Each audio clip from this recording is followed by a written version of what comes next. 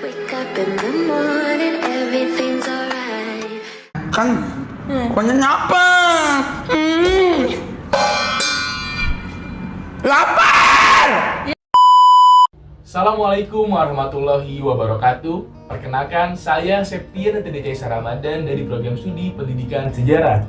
Di sini saya akan membagikan hasil analisis saya terkait permasalahan dan juga aspek-aspek perkembangan pada setiap anak dari sebuah film.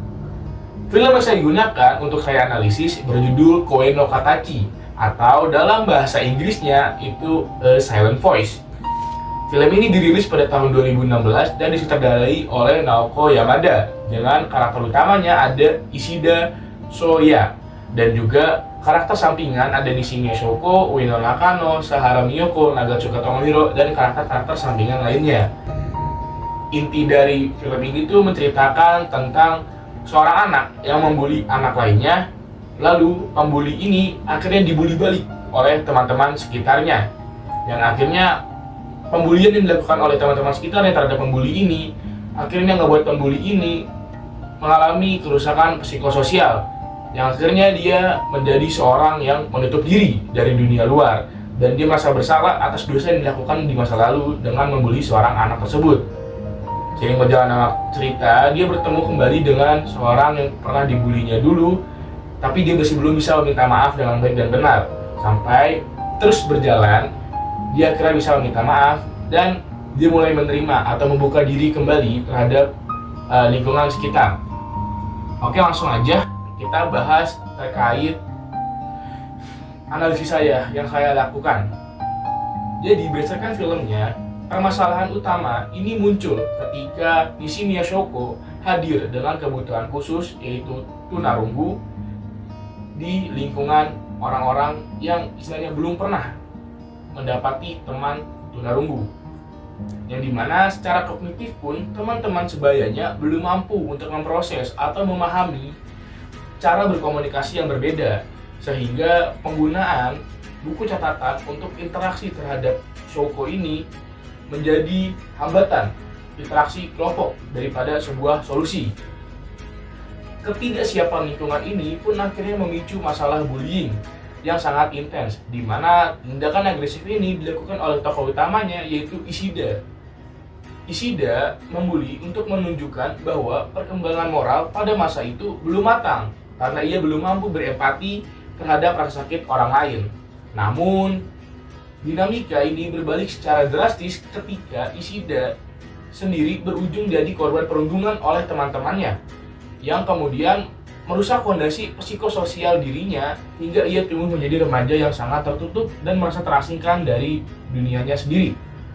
Seiring berjalannya waktu, ketika remaja, dampak emosional dari trauma masa lalu tersebut menciptakan beban mental yang luar biasa bagi Ishida, yang digambarkan secara cerdas lewat simbol tanda X pada wajah setiap orang. Hal ini mencerminkan adanya hambatan sosial yang parah dan mekanisme pertahanan diri karena ia merasa sudah tidak layak lagi untuk dicintai atau berada dalam sebuah lingkaran pertemanan.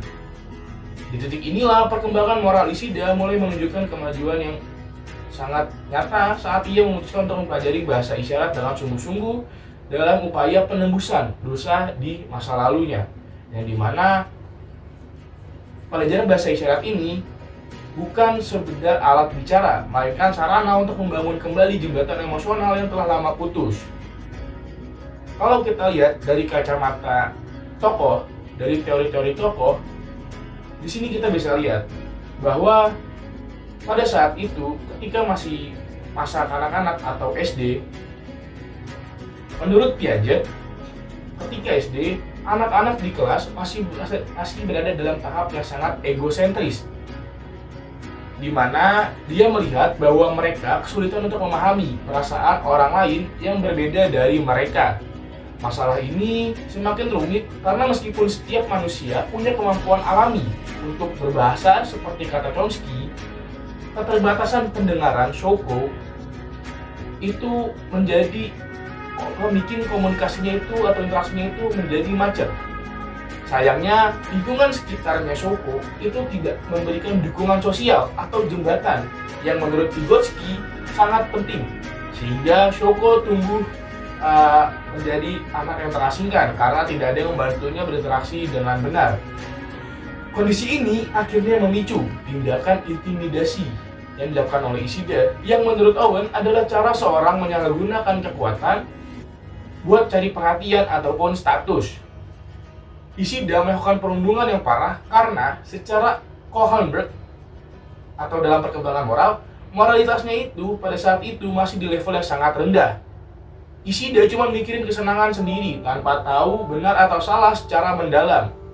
Tetapi setelah keadaan berbalik dan Ishida yang dirundung, dia langsung mengalami krisis emosional yang hebat. Erikson menjelaskan, ini tuh sebagai rasa bersalah yang sangat mendalam, sampai-sampai Ishida menutup diri total. Tanda X di wajah orang-orang juga menjadi bukti kalau dia gagal membangun koneksi sosial yang menurut Vygotsky sebenarnya menjadi kunci supaya mental kita tetap sehat.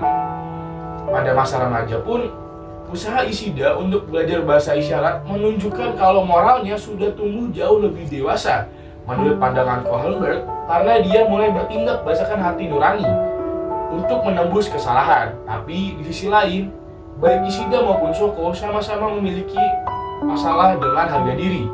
Rogers akan melihat kalau mereka belum bisa menerima diri sendiri karena kurangnya dukungan atau kasih sayang yang tulus dari lingkungan sekitarnya. Kalau kita intip teorinya Maslow, kebutuhan mereka untuk merasa memiliki atau dimiliki dalam pertemanan itu sudah hancur berantakan.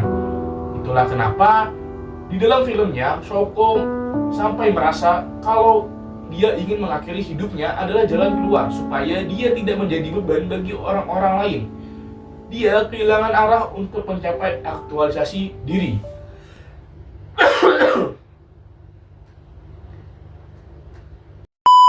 Untungnya proses penyembuhan mereka perlahan-lahan terbantu lewat kehadiran teman-teman baru.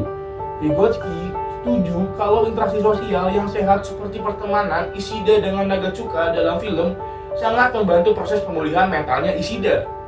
Momen di jembatan pas Ishida dan Shoko akhirnya jujur satu sama lain adalah bentuk nyata dari terpenuhinya kebutuhan dasar manusia menurut Maslow dan Rogers, yaitu menerima diri apa adanya.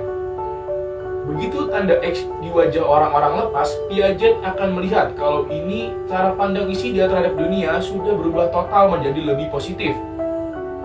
Lewat perjuangan moral dari Kohlberg dan kematangan emosional ala Erikson, Ishida akhirnya berhasil melewati masa kelamnya dan sadar kalau hidup ini meskipun penuh luka, tetapi layak dijalani dengan bangga. Oke, jadi kesimpulan dari apa yang sudah saya ceritakan atau apa yang sudah saya analisis tadi, itu yang pertama adalah pembulian yang dilakukan itu bisa merusak psikososial seseorang, dan itu juga bisa membuat seseorang menjadi mengucilkan diri atau dia merasa tidak percaya diri terhadap dirinya sendiri. Dari kasus ini kita bisa lihat bahwa pembulian yang dilakukan oleh Ishida terhadap Shoko membuat Shoko merasa bahwa dirinya adalah seorang yang sangat beban, dan dia merasa bahwa orang-orang yang berinteraksi atau orang-orang yang ada di sekitarnya akan terkena sial ketika berada dekat dengannya. Nah, itu juga pembulian yang dilakukan oleh teman-temannya Ishida terhadap Ishida membuat psikososial Ishida hancur. Ishida akhirnya merasa tanggung jawab atas apa yang sudah dilakukan dirinya terhadap Shoko. Di sini ngebuat Ishida akhirnya merasa tidak layak untuk dicintai dan tidak layak untuk berinteraksi dengan teman-temannya, yang akhirnya membuat Ishida merasa tertutup dengan disimbolkan sebagai tanda X pada orang-orang sekitar ketika Ishida melihat dunia. Namun Ishida di sini tidak menunjukkan, tidak diam saja gitu.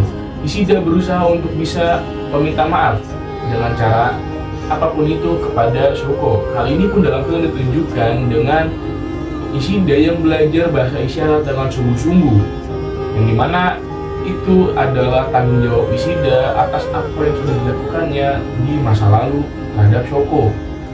Dan takdir seakan-akan mempertemukan mereka ketika Ishida meminta maaf dengan tulus terhadap Shoko. Akhirnya ia sudah mampu untuk membuka diri terhadap dunia luar, dan digambarkan di sini dengan tanda X pada muka orang-orang ketika Ishida memandang dunia itu perlahan-lahan hilang.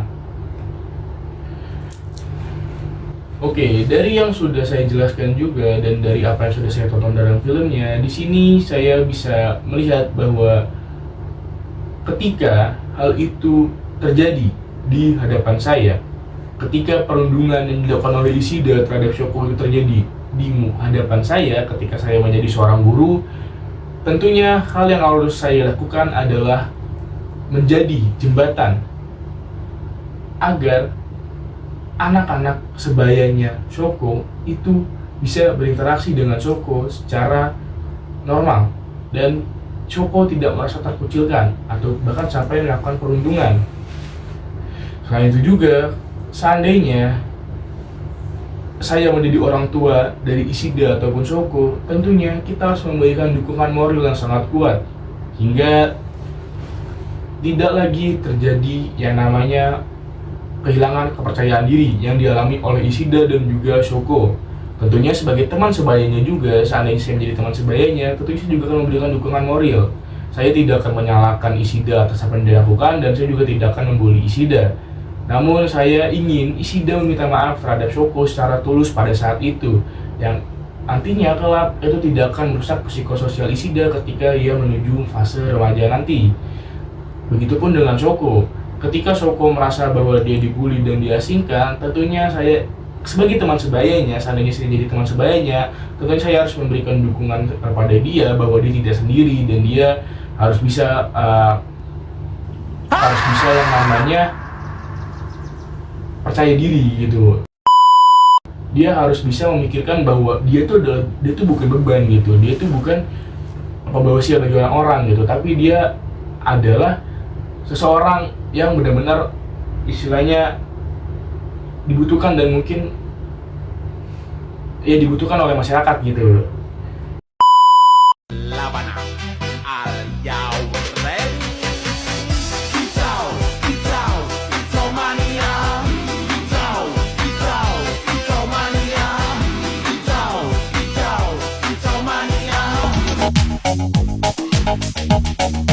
Dala tu cuerpo alegría Macarena, que tu cuerpo es para dar la alegría y cosas buenas.